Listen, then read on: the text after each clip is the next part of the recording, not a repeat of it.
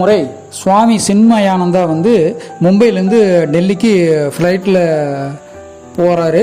அப்படி போயிட்டு இருக்கிறப்போ சரியான பனிப்பொழிவு. அதனால என்னாச்சுன்னா டெல்லியில் இறங்க வேண்டிய விமானம் இறங்க முடியல, இறக்க முடியாத சூழ்நிலை உருவாயிருச்சு. ஏன்னா நல்ல பனிப்பொழிவு. அதனால் என்ன பண்ணுறாங்க, அந்த விமானத்தை மறுபடியும் மும்பைக்கே திருப்பி அனுப்புகிறாங்க.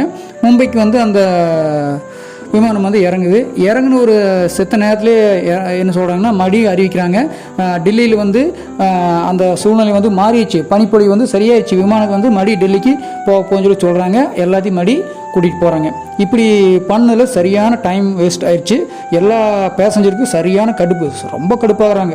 இருந்தாலும் டெல்லி விமான நிலையத்தில் போய் அந்த விமானம் தரை இறங்குது. எல்லோரும் அதே மாதிரி திரும்பி போகிறாங்க. அப்படி போய் இறங்குனதையுமே சுவாமி சின்மயானந்தா கிட்ட அந்த பத்திரிகை நிருபர்கள் கேட்குறாங்க. இவர் அந்த இடத்துல வெயிட் பண்ணிட்டு இருக்கிறப்ப கேட்குறாங்க, இந்த சம்பவம் பற்றி நீங்கள் என்ன சாமி சொல்கிறீங்க அப்படின்னு சொல்லி கேட்காட்டியே அவர் சொல்கிறாரு, அதெல்லாம் ஒன்றும் இல்லை, என்னோடய வாழ்க்கையில் இவ்வளவு குறைஞ்ச காசுக்கு அதிக நேரம் நான் பறந்துருக்கிறேன், இப்படி கொடுத்த காசுக்கு ரொம்ப நேரம் பறந்தது ரொம்ப மகிழ்ச்சியாக இருக்குது அப்படின்னு சொல்லி போட்டு அன்பா, அதாவது ஒரு புன்னகையோடு சொன்னாரா யார், சுவாமி சின்மயானந்தா. ஆனால் மற்றவங்கெல்லாம் சரியான கடுப்பில் இருந்துக்கிறாங்க.